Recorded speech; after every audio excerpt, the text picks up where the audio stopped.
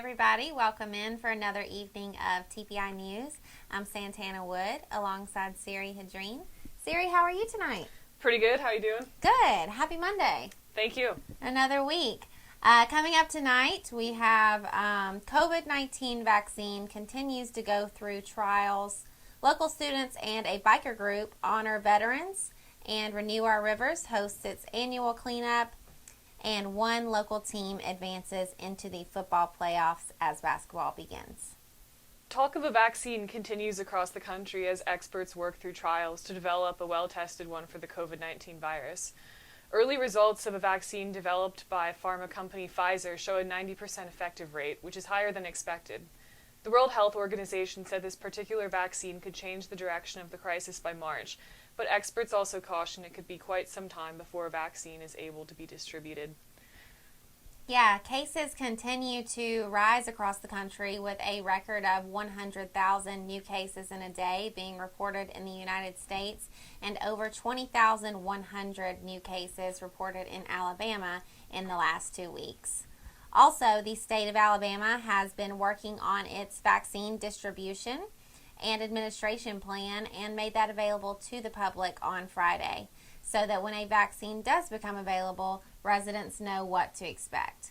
The state has 3 phases of distribution, and when available, the vaccine will be administered in limited doses and targeted at those at highest risk and at highest risk for exposure. And you can read those full stories on our websites now.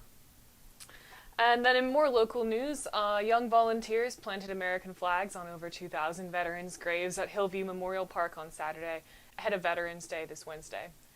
Radney Funeral Home owner Randy Anderson said this is the second time they've put up flags this year after the positive response they received on Memorial Day. Anderson thanks the students and parents who volunteered. Also honoring veterans in Elmore County, about 60 riders showed up at Wetumpka's VFW Post 4572 on Saturday for the 11th annual Veterans Day Appreciation Ride. Rocky Scrappy Carmona, a member of the U.S. Military Veterans Motorcycle Club and VFW Post 4572, said the event raises money to help area veterans with home repairs, bills, and anything else they may need. The club partnered with the VFW, Wetumpka's American Legion Post 133, and several sponsors to help make the event a success.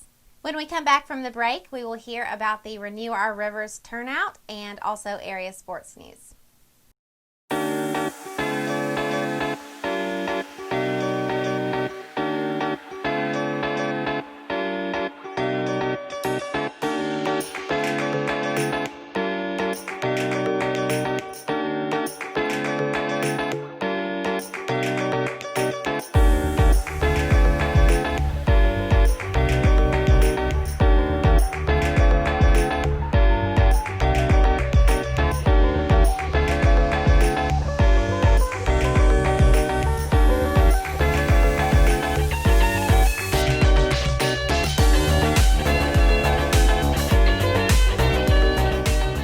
And coming back, if you notice cleaner roadsides and less debris and junk around the lake, there are many volunteers to thank for that.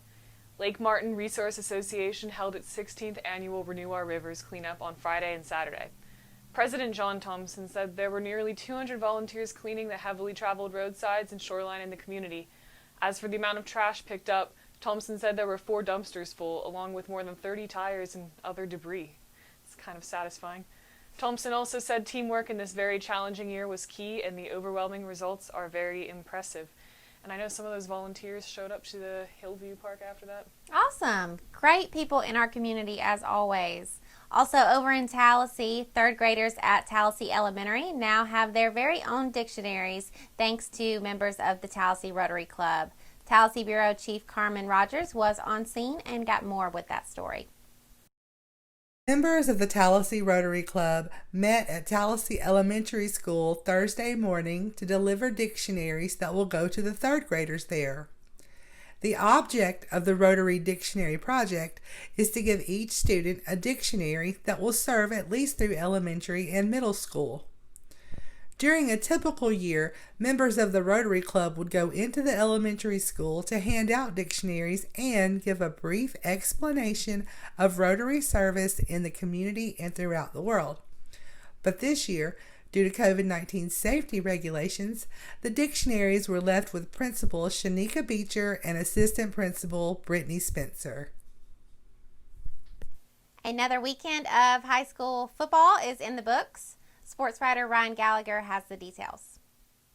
Edgewood was the one local team to advance to the next round of the playoffs, as a win over Patrician is taking to the Wildcats to the semifinals for the third straight season.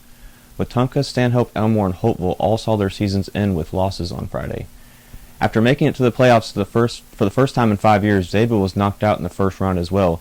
The Tigers traveled to Bruton to take on the number 1 seed T.R. Miller, which jumped out to a quick lead on Dadeville as the Tigers had trouble finding their bearings in the first half. Even with a second half surge, it wasn't enough to take down the top seeded T.R. Miller. There are no breaks here as we now shift our focus toward basketball. Benjamin Russell, Horseshoe Bend, Elmore County, and Tallahassee all kick off their seasons this week.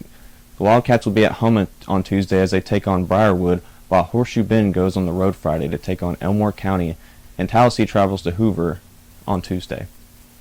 And as always, thank y'all for tuning in tonight. Again, I'm Santana Wood alongside Siri Hadreen. Y'all have a good night.